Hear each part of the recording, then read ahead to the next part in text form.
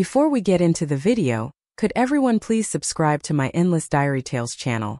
Thank you so much. At our wedding banquet, my husband's fallen comrade's younger sister caused a scene, threatening to take her own life. Crying, she refused to let Lucas marry me. Right there, he stopped the ceremony. In front of everyone, he spoke firmly, almost like giving an order. Emily, Samantha can't be harmed. We'll call off the wedding for now. I promise once I calm her down, we'll hold another one. You're a soldier's wife. I know you'll understand. Her brother died saving me. I can't just stand by and ignore her.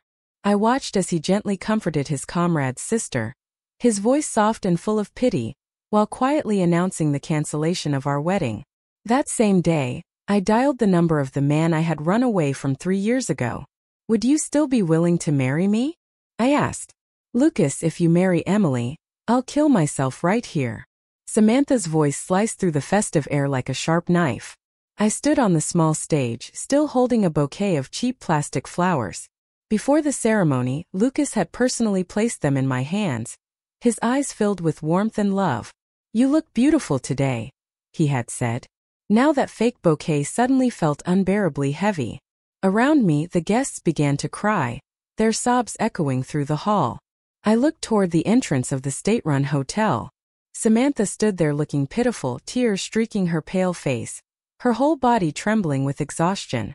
When Lucas didn't respond, she suddenly pulled out a fruit knife and pressed it against her own neck. The blade grazed her fair skin, leaving a thin red line. Blood beaded and dripped onto the collar of her white blouse, spreading like a burst of red against snow. Samantha's expression turned desperate as she cried with piercing agony. Lucas, I'll see you in the next life. Lucas completely panicked. The calm, disciplined look on his face shattered. He tore the red wedding flower pinned to his chest, twisting it until it lost shape. His fingers clenched so tightly that his knuckles turned white. Samantha, his voice trembled. Listen to me. Put the knife down. He took a step forward, then froze mid-motion, afraid to startle her. I knew this scene too well.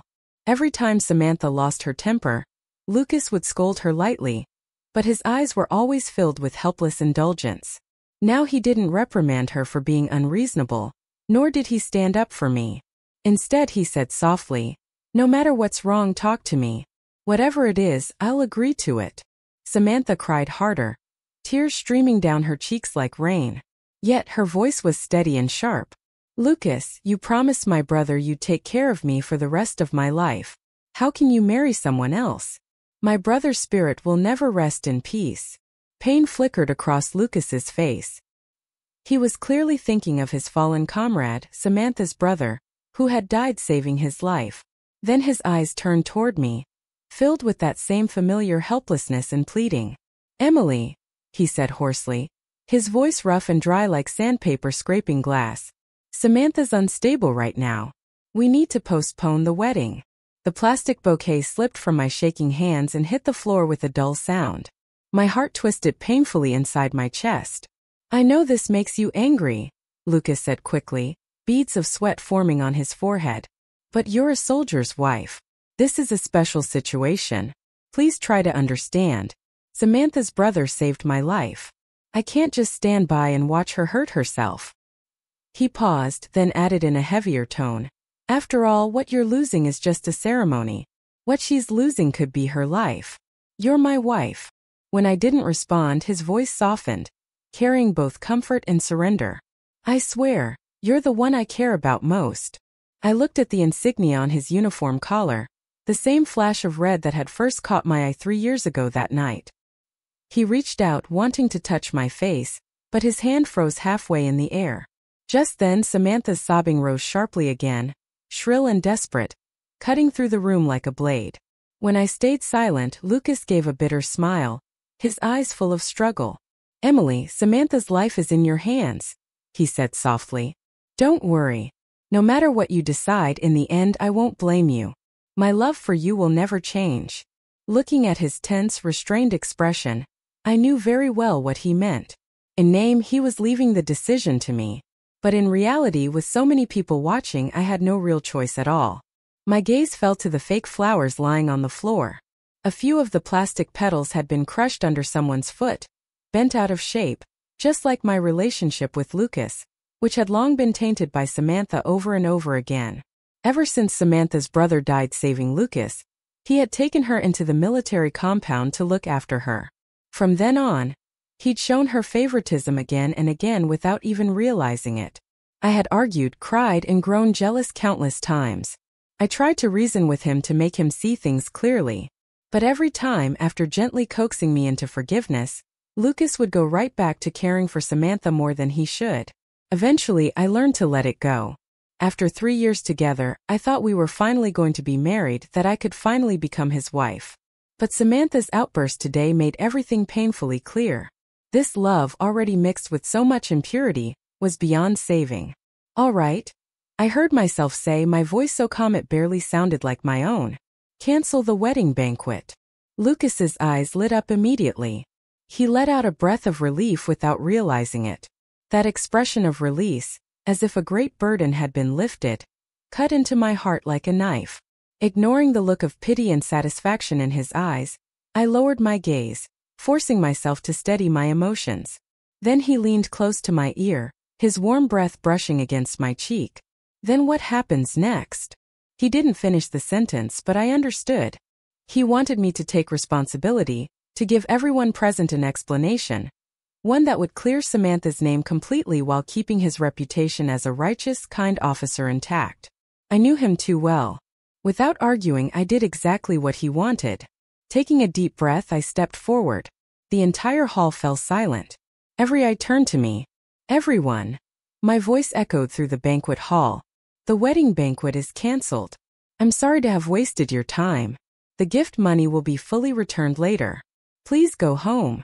My face was expressionless as I spoke.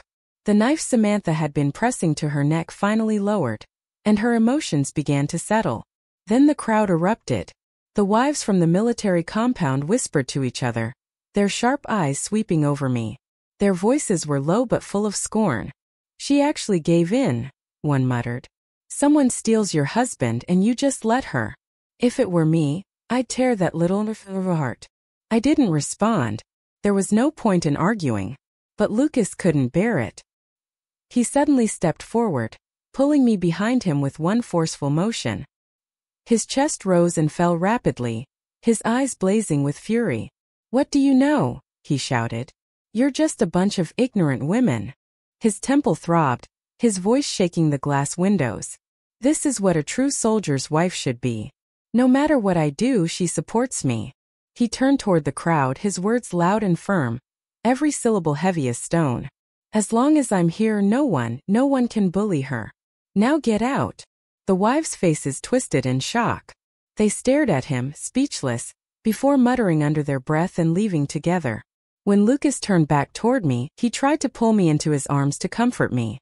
But I instinctively took a half step back, avoiding his embrace. He froze where he stood, his arms still half raised in the air, as if the moment itself had turned to stone. At some point, Samantha had already set down the knife. She was now wiping away her tears with deliberate gentleness, but the corners of her lips curved with a smug little smile. "Emily, what's wrong?" Lucas's voice trembled. His eyes filled with confusion and hurt. I looked at his perfectly pressed uniform and suddenly felt exhausted. For 3 years, I had been the one to iron that uniform for him. Every time he came back from a mission, I carefully smoothed every crease. Yet now, no matter how I tried, I couldn't smooth the wrinkles in his heart. "Lucas," I began softly, my voice barely audible. "You said no one could bully me."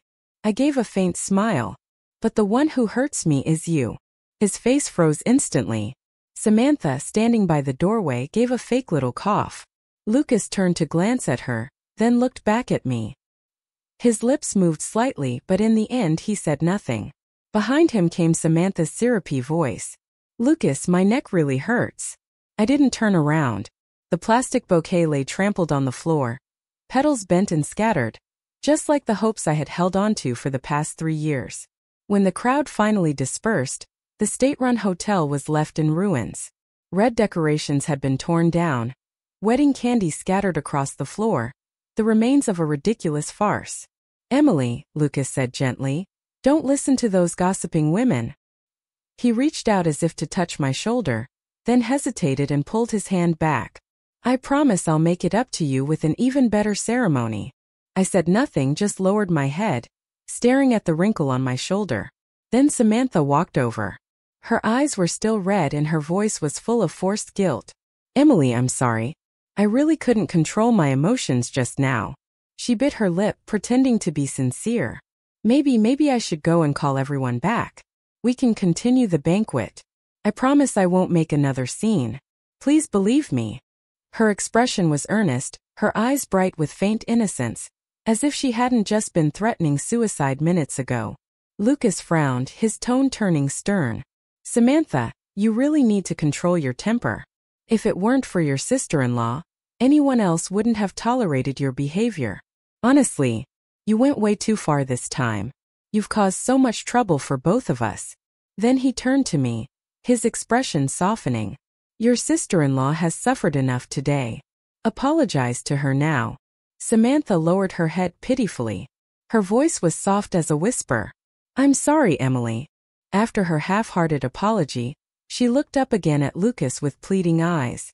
Lucas, you promised to take me to see that play, remember? I finally managed to get the tickets. Can you still go with me later? She hesitated, then glanced at me nervously. But if Emily doesn't agree, then forget it. Seeing her so meek and pitiful, Lucas's expression softened.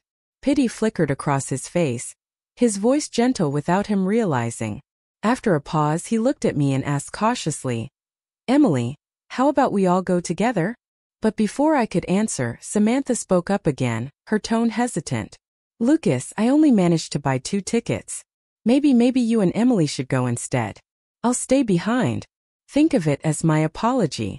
Today was all my fault. Her voice broke slightly at the end, as if she were on the verge of tears. Lucas looked torn, his brows furrowing deeper as he fell silent. His eyes were full of conflict. Watching him, I suddenly found the whole thing absurd. All those times I had asked him to go to the theater with me, he always said he wasn't interested. But now for Samantha he hesitated. Go ahead, I said quietly. I'm tired, I said calmly. I'm going home to rest. As soon as the words left my mouth, I turned and walked away. Lucas hurried after me, his voice tight with worry. Emily. I stopped but didn't turn around. He stood behind me, breathing a little too fast. Let me take you home, he said. No need. I took another step forward and kept walking. Snow had begun to fall over North Hill East.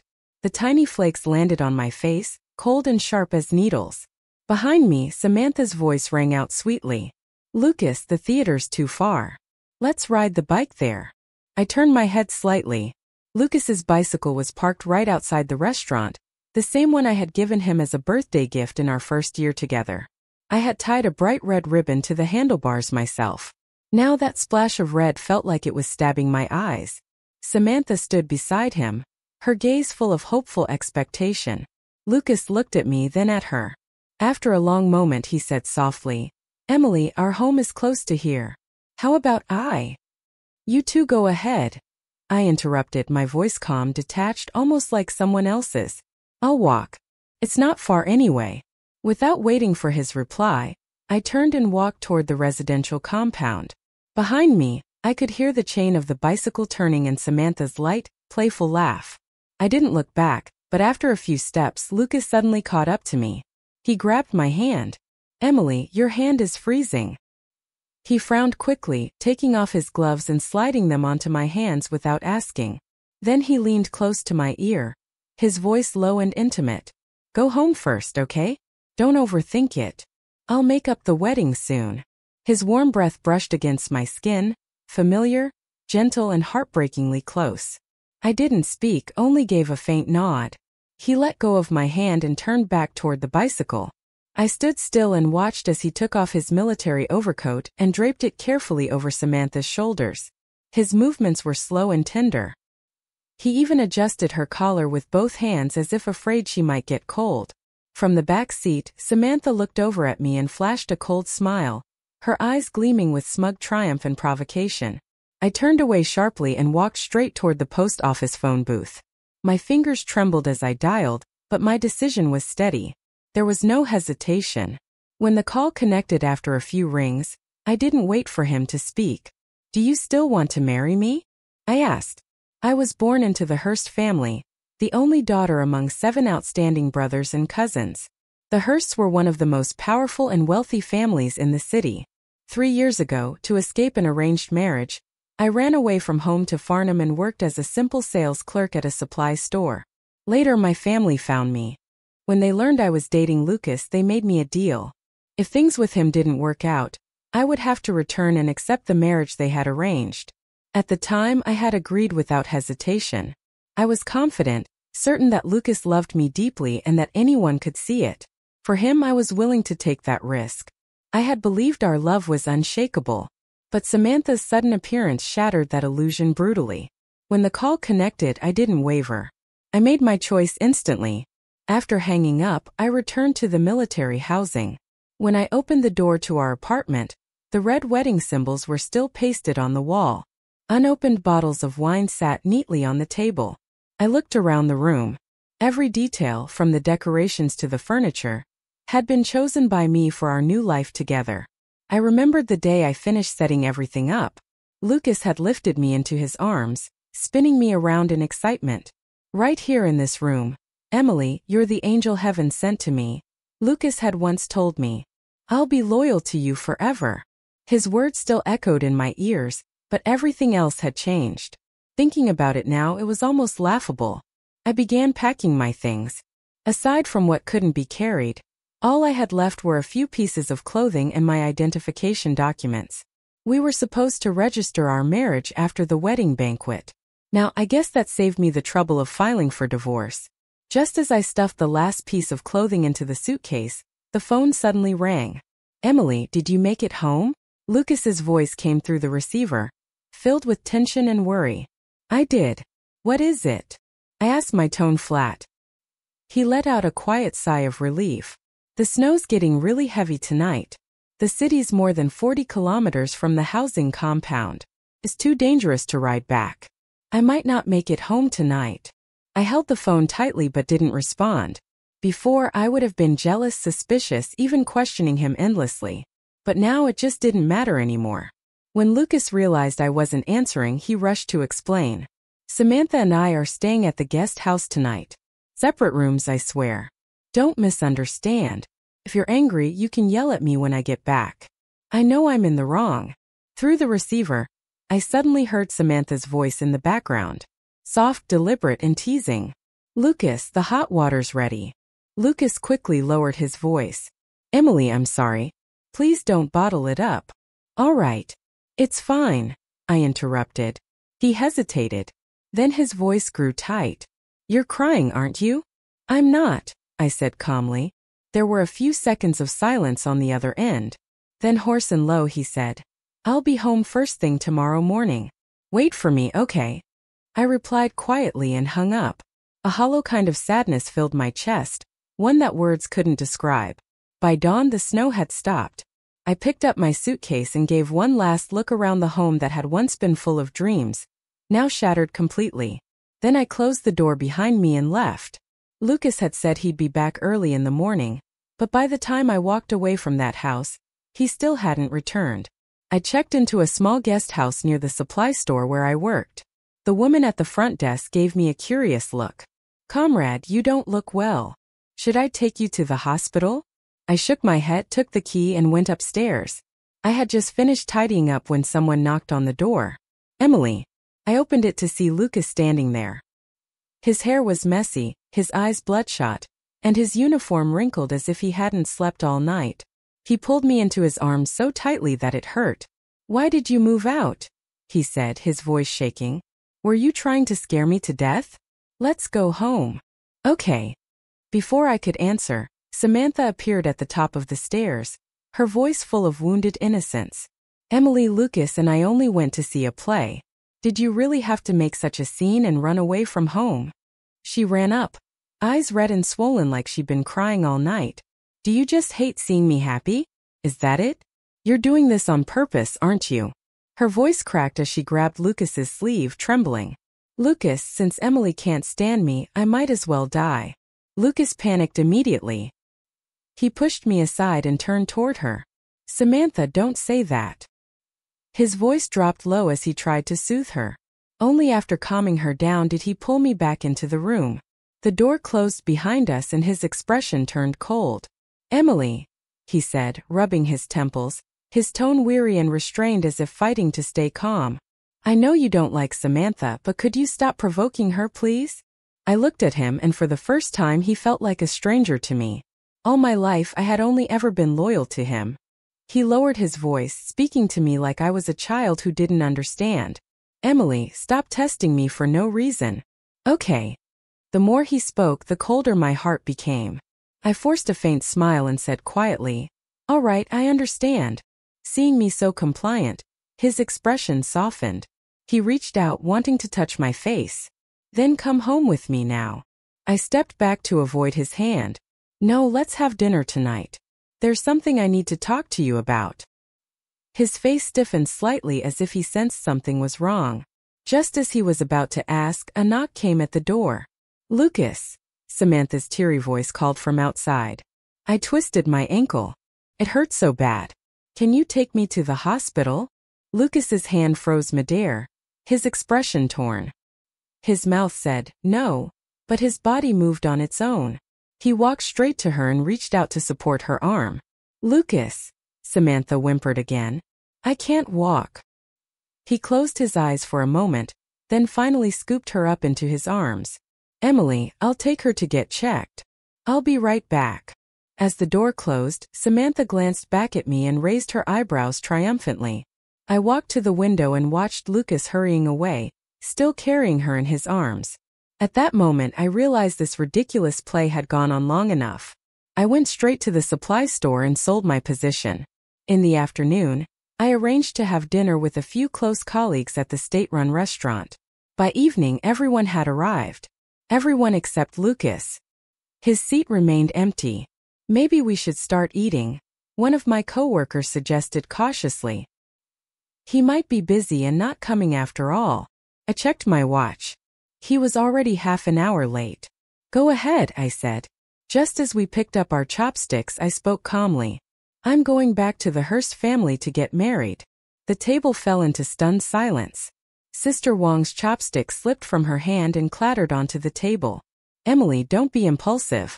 Captain Lucas, it's over between us. I interrupted her softly but firmly. Before anyone could respond, the private room door burst open. Lucas walked in with Samantha beside him, both arriving late. His forehead was damp with sweat. Sorry we're late, he said breathlessly. The moment everyone saw Samantha, their expressions shifted. Surprise, disapproval, disbelief. Samantha sat down heavily in the empty seat, her eyes sweeping over the table full of dishes. She curled her lips and said with mock pity, Emily, Lucas might earn a good salary, but he risks his life for it. You're so extravagant. What a wasteful wife. If Lucas hadn't insisted on me coming, I wouldn't have. It would have saved him some money. Enough, Lucas snapped, frowning. Samantha, don't talk nonsense. She ducked her head as if scolded, but the smug smile never left her face. When she raised her hand, the light glinted off a brand new plum blossom watch on her wrist, identical to the one Lucas was wearing. My coworkers exchanged glances, the air in the room growing heavy and still. I felt nothing. No anger, no pain, only a strange emptiness. Sensing the tension, Lucas quickly poured himself a glass of wine and downed it in one gulp. Emily, he said with a strange smile, you said you had something to tell me. What is it? You're not going to rush me about rescheduling the wedding, are you? His tone carried a smug confidence, though he tried to hide it with a hint of guilt. Then, softening his voice, he added, let's not push things yet. Samantha's emotions are still unstable. We can wait until later. Bang! Sister Wong slammed her chopsticks on the table, unable to hold back any longer. Her voice was sharp and cold. Captain Lucas, you've got it all wrong. Emily's not asking to redo the wedding. She paused, her eyes glinting. She's informing you she's going home to get married. For a moment the entire room fell silent. Then all at once, every pair of eyes turned toward Lucas, full of scorn, contempt, and disbelief. Lucas's smile froze halfway on his face. Marry who? He asked, his voice trembling slightly, a note of panic creeping in. Emily, say something. You're my wife. I could see the fear in his eyes as he set down his chopsticks, his hands shaking. But I cut him off, keeping my tone steady. Lucas, I'm going back home to marry the man my family arranged for me. We're over completely. The wine glass slipped from his hand and shattered on the floor, pieces scattering across the tiles. His face went pale as death. He stared at me in disbelief, his eyes widening, voice breaking apart. What did you just say? I don't understand. Say it again. I took a deep breath and repeated calmly. We're over. After getting to know each other, I realized we're not right for each other. Let's finish this meal, and from now on we'll go our separate ways. As I spoke, his body stiffened, both hands clenched tightly on the table. His throat worked soundlessly, voice like something was caught in it. His fingers gripped the edge so hard that his knuckles turned white. Don't joke like that, he said, almost pleading. Is this because of last night? I know I messed up, Emily. I'm sorry. I really am. Please take it back. Please, he was begging now. But I just shook my head. You know me, I said quietly. I don't joke about things like this. I mean it. After today, we'll each live our own lives. Our eyes met. His were bloodshot and glistening with tears, like he might break down any second. Samantha suddenly spoke up, pretending to defend him, but her tone was dripping with venom. Emily, you can't be serious. Are you really going to leave Lucas? How can you do this to him? He treats you so well. It's just one night. He stayed out once and you're being this petty. Don't be so small-minded. Lucas, don't be sad. I'll talk to her. Shut up. Lucas suddenly turned and roared, his voice harsh and trembling with anger. His glare was so fierce that Samantha flinched, tears immediately spilling down her cheeks. He ignored her and turned back to me, grabbing my hand tightly. 3 years, Emily. We've been together for 3 years. How can you? His voice broke mid-sentence. You're really ending it over, Samantha. You're throwing everything away because of her. I pulled my hand back. It's not because of her. Then why? His anger erupted. He slammed his fist down on the table, making the dishes rattle and clink. Tell me. The whole table fell silent. My coworkers held their breath. I looked into his red, desperate eyes and felt a wave of exhaustion wash over me. Lucas, do you remember last week when I had a fever 39 degrees? He froze. That night, Samantha called you saying she felt dizzy, I said softly. You rushed to her place in the middle of the night and left me alone at home. His expression stiffened, his lips pressed together. And last month on my birthday, you promised to take me to the park. But when Samantha got upset, you stayed with her in the dorm all day instead. Lucas's lips trembled. I cut him off. You always tell me to understand, to be patient, to forgive. But Lucas, why is it always me who has to endure? I'm human too. I hurt too. My last words were quiet, but they struck him like thunder. His eyes turned red, panic flooding his face. Emily, I'll change, he said quickly. I swear I'll change. It's too late, I said softly. My fiancé will be back soon. We're getting married. Lucas stood there as if struck by lightning. Your fiancé is coming back soon, he repeated, his lips trembling. Then he looked at me with a cold final stare, turned sharply, and slammed the door behind him without another word.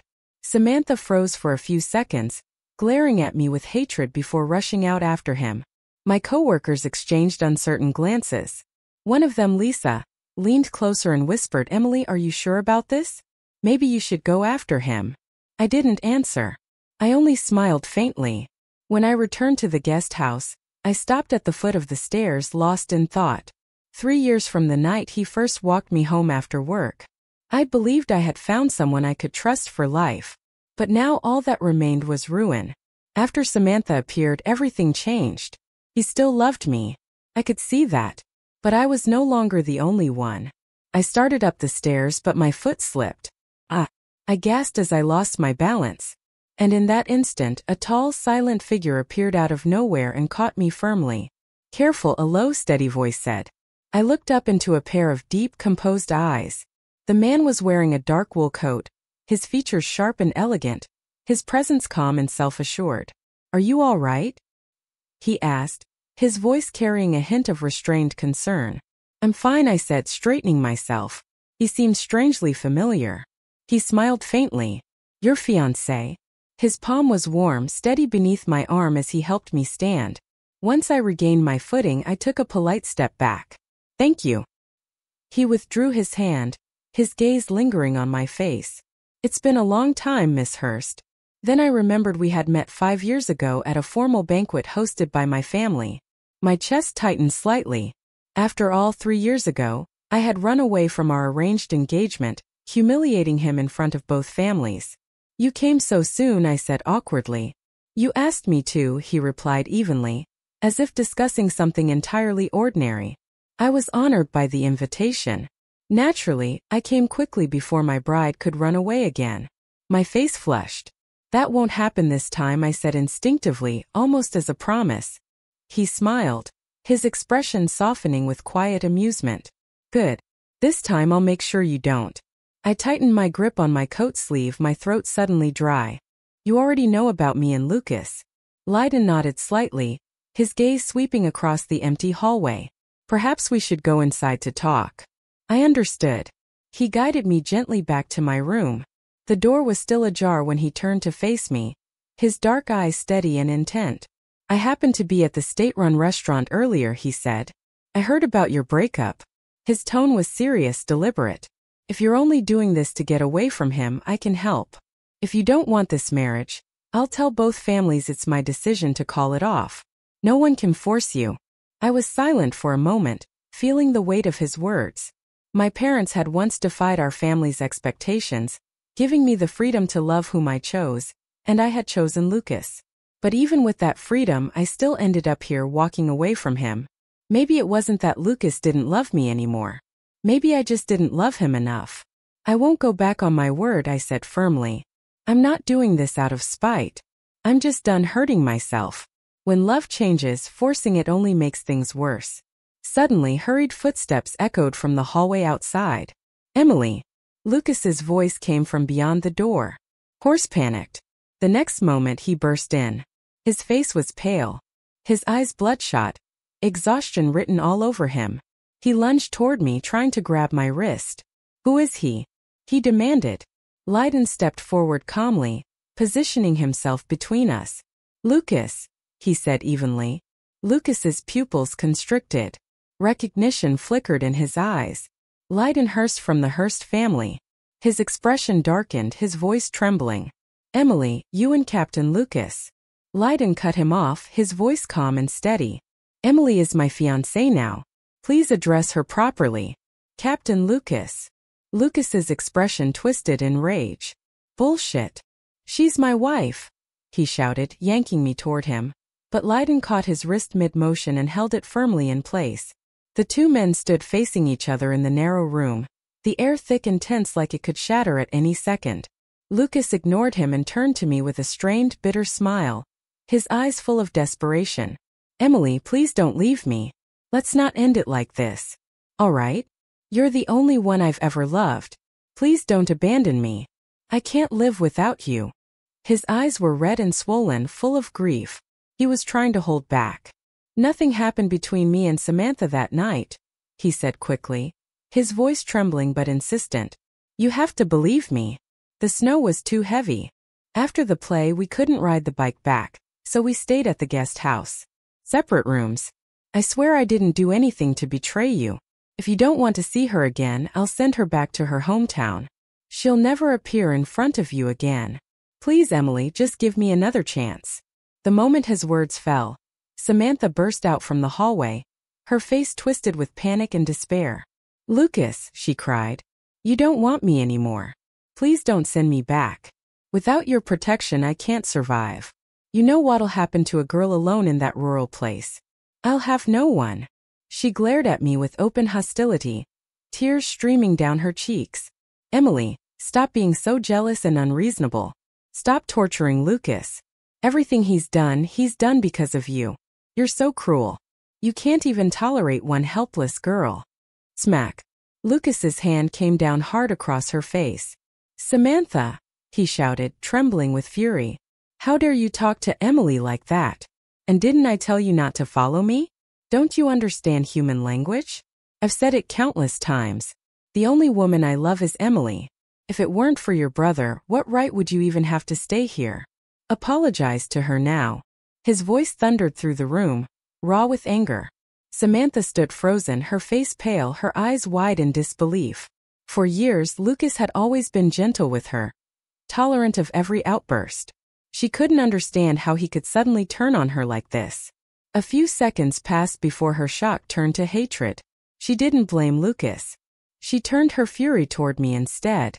Her eyes blazed with venom. Lucas ignored her and faced me again. "Emily," he said, his voice trembling but pleading. "Come home with me. I won't let Samantha disturb us again.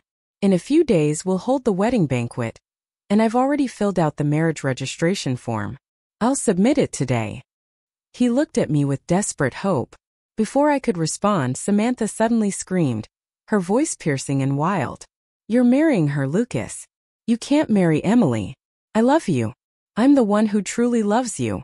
Then she began laughing hysterically through her tears, pounding her fists against the wall before slamming her head against it. "Emily, is this what you wanted? You won't be satisfied until I'm dead, will you? Fine, I'll die right in front of you. Lucas, remember me," she screamed. And before anyone could react, she ran toward the end of the hallway. "Samantha!" Lucas shouted, his face draining of color as she climbed onto the windowsill. She turned back, her expression twisted into a chilling smile. "Remember, this is your fault," she said to me. And then she jumped. "Samantha!" Lucas roared, rushing to the window like a madman. I followed his gaze and froze. Down below in the snow-covered courtyard, Samantha's body lay motionless against the white ground. A deep crimson spread across the snow below. Lucas turned back and looked up at me. That look in his eyes made my whole body go cold. Then, without hesitation, he climbed out the window and leapt straight down from the second floor. I stood frozen in place, hearing his frantic shout rise from below. "Samantha, wake up, Samantha." Lydon gently took my icy hand. "Do you want to go down and see?" he asked quietly. I shook my head and walked mechanically back into the room. At 10 p.m., someone knocked on the door. Lucas was standing outside. His uniform was splattered with blood, his eyes red and swollen. "She's okay," he said hoarsely. "They got to her in time." I stared at him in silence. "Emily," he said, his voice rough, almost broken. "You've made your point. Isn't that enough?" Lydon came out of the bathroom holding my coat. "Emily," he said gently, "the hot water's ready." Lucas's expression twisted with fury. "So, the two of you are living together already?" Lydon's tone remained calm but carried quiet authority. "Captain Lucas, please show some respect for my fiancé." Lucas slammed his fist into the doorframe, shouting, "Emily, are you really that desperate?" I looked at him, his face red with rage, and for the first time I found it almost pathetic. "And who are you?" I asked coldly to question me now. It was as if I'd slapped him. His body stiffened and he staggered back half a step. "How's Samantha?" I asked flatly. He lowered his gaze, his voice mechanical. "Broken left leg, mild concussion." Then he reached for my hand suddenly. "Emily, I know you're angry, but don't do this just to get back at me." I yanked my hand away. "You really give yourself too much credit, Lucas." Lydon spoke softly beside me. "Emily, you should rest." Lucas looked between us, our calm, wordless understanding, and I watched the light in his eyes die little by little. "Fine," he muttered bitterly, stepping back with a hollow laugh that sounded more like a sob. "Fine, Emily, you're cruel." The next morning, Lydon and I went to the Civil Affairs Bureau. The snow had stopped and sunlight reflected off the white ground, clear and bright. We had just reached the entrance when a familiar voice called from behind, "Emily." Lucas was there, wearing his formal uniform, his face pale and drawn. He hurried toward us, eyes locked on Lydon. "What are you two doing here?" Lydon stepped forward, positioning himself slightly in front of me. "Miss Hurst and I are here to register our marriage." "Register?" Lucas repeated, stunned. The word seemed to echo in his throat. Then his expression twisted with disbelief, and for the first time, his voice rose to a near roar. "Emily, I'm the one you're supposed to be with. We've been together for 3 years. How can you be this heartless?" People nearby turned their heads to look. His eyes were bloodshot, his voice trembling. "Do you really not want me anymore?" He kept asking over and over, but I said nothing. From the moment he canceled our wedding because of Samantha, we had stopped walking the same path. "Emily," he said, voice breaking, "how can you just stop loving me like that? Was everything we had worth nothing? You're throwing it all away because of Samantha. Don't you think you're being unfair? You won't even give me a chance to make things right." He let out a bitter laugh, then suddenly lunged forward, shoving past Lydon and grabbing my arm tightly. His grip was so strong it hurt. His eyes were blood red, wild like an animal cornered and betrayed. "Lucas, let go," I said, struggling. "I won't," he roared. "Why is it that I can't get rid of Samantha no matter what I do, and yet you get to marry someone else, Emily? She jumped because of you." Lydon frowned and swiftly gripped Lucas's wrist. "Captain Lucas," he said evenly, "my wife-to-be isn't capable of something like that." I looked into Lucas's bloodshot eyes and suddenly felt an overwhelming exhaustion. "Lucas," I said softly, "not every mistake deserves forgiveness." "Mistake?" He gave a broken laugh. "Emily, tell me honestly, have I really done something unforgivable? Or did you stop loving me long ago?" Lydon wrapped an arm around my shoulders, his gaze dark. "Let's go inside." But Lucas lunged forward again, grabbing my wrist so tightly it hurt. "You're not going."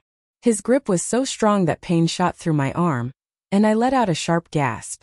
Lydon immediately seized his hand. The two men locked in a standoff at the entrance of the Civil Affairs Bureau. "Lucas," I said calmly, looking straight at him, "let go. Don't make me hate you." His fingers trembled, then slowly loosened as if all the strength drained out of him. "Emily." His voice cracked. I didn't look at him again. I took Lydon's hand and walked into the Civil Affairs Bureau. As the door closed behind us, I could still hear Lucas shouting outside, his voice raw.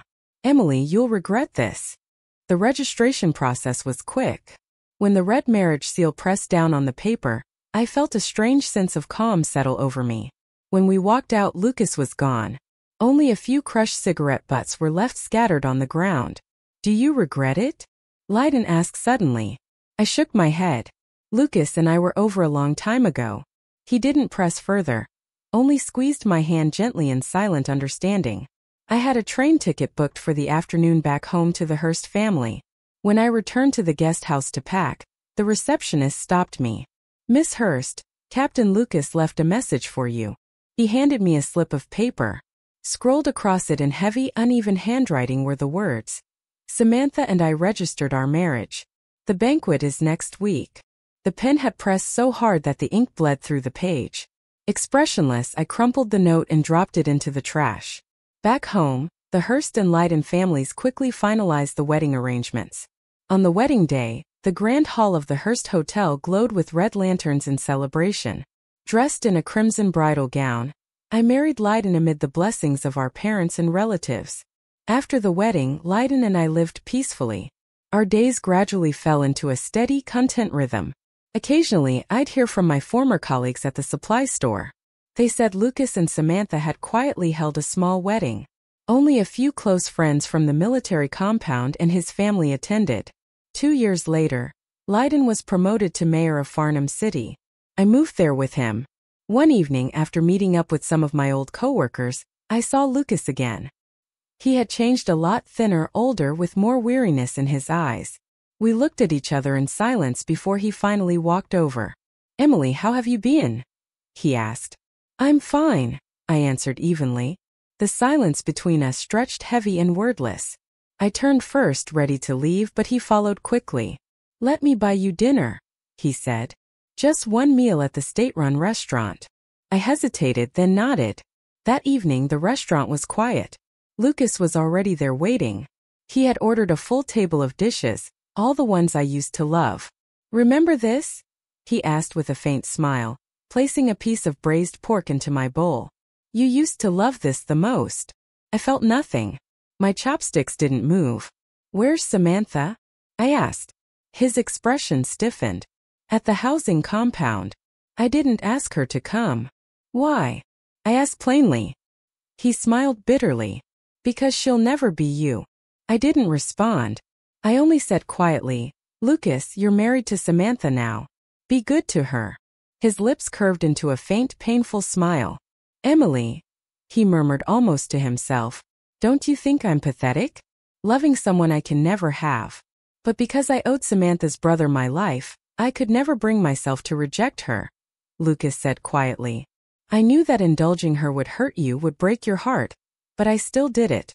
I didn't want you to leave, yet I pretended to be generous and let you go." His voice grew lower and lower until it was barely more than a whisper.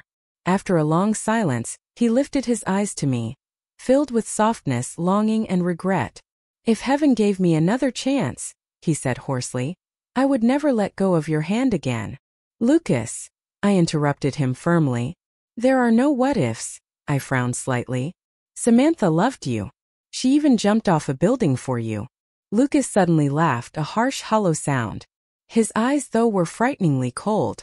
Later, I found out she calculated everything that day. She knew exactly how high it was. There was a snowbank below. She would never have died. I froze. Every time I didn't do what she wanted, he went on bitterly, she'd threatened to kill herself. He lifted his glass and drank deeply like a man losing control. His fingers trembled as they brushed against the rim of the cup. "Emily," he said with a faint, twisted smile, "I deserved all of it. Tell me, in all these years, did you ever think of me?" He took a few bites of food before suddenly asking again, "Did you?" I didn't answer. He straightened up, then slowly reached out as if wanting to touch my face, but stopped halfway. "Do you hate me?" "No," I said quietly. "But I don't love you anymore either." His fingers curled back slowly. In the end, he only lifted his glass again and said softly, "I'm sorry." After a pause, I replied evenly, "It's all in the past, Lucas." He stared at me for a long time, then shook his head slightly, as if trying to convince himself. Maybe, but in my heart it never was. That dinner was the last time I ever saw Lucas. When Lydon's term in Farnham ended, we returned to the Hurst family estate. A year later, I gave birth to a baby boy who looked so much like his father. On our son's first birthday, I went to the department store to buy new clothes. Carrying several shopping bags, I stepped outside and suddenly saw a familiar figure. It was Lucas. He was wearing his old military coat, just like when we first met. His eyes fixed on me, unwavering. He looked even thinner than before. His cheekbones were sharp, but his eyes were still clear and bright. He crossed the street toward me. Snowflakes fell onto his shoulders, melting into tiny drops of water.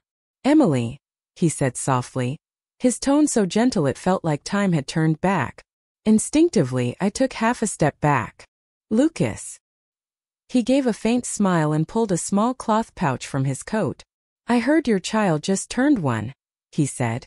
"I made a little gold locket. Keep it, please." He pressed it into my palm. His fingertips were cold as ice. "Seeing you this happy, I can finally be at peace." I gripped the pouch tightly, not knowing what to say. "Come on," he said suddenly. "I'll walk you home." I hesitated, then sighed and nodded. The snow was falling heavier now. He walked beside me, his long coat brushing against my sleeve, making a soft rustling sound. "Who does the child look like?" he asked quietly. "Like Lydon." He gave a faint smile and didn't say another word. When we reached the gate of the government compound, he stopped. "I'll leave you here," he said. "Goodbye, Emily." Before I could respond, he turned away and walked into the snow. His tall figure wrapped in that old army coat slowly faded into the white haze until it vanished completely. Half a year later, I was at home rocking my son to sleep when Lydon suddenly rushed in, his face pale and grave. He was clutching a telegram tightly in his hand. "Emily," Lydon hesitated for a moment before speaking. "Lucas is gone." My body went still. "There was a border conflict last week," he said softly. "He led a reinforcement unit. A shell went off while he was trying to save a fellow soldier. He didn't make it." I nodded mechanically, but my hands began to tremble uncontrollably. Lydon stepped closer and wrapped his arms around me from behind. "Do you want to go see him?" I shook my head. My chest was tight, full of thoughts that twisted together until all that was left was a sigh. "No," I whispered, light inside too, holding me even tighter. That night, when the world was quiet, I opened the drawer and took out the little gold locket. I turned it over in the lamplight. On the back, engraved faintly, was a date. The day Lucas and I were supposed to hold our wedding banquet. Rest in peace, Lucas, I murmured. I won't come to see you off. Later, I heard that when they found his body, he was holding an old silver bracelet in his hand, worn so thin that the original color was barely visible. No one else knew, but I did. That bracelet was the gift he had meant to give me after our wedding. It had belonged to his mother. As for Samantha, after Lucas's death, she was granted the widow's compensation. Soon after, she remarried a man in another province. People said her new husband had a violent temper and often beat her. Her life was miserable, worse than death. And as for me and Leiden, our days remained quiet and steady. From then on, the man named Lucas no longer appeared in my life.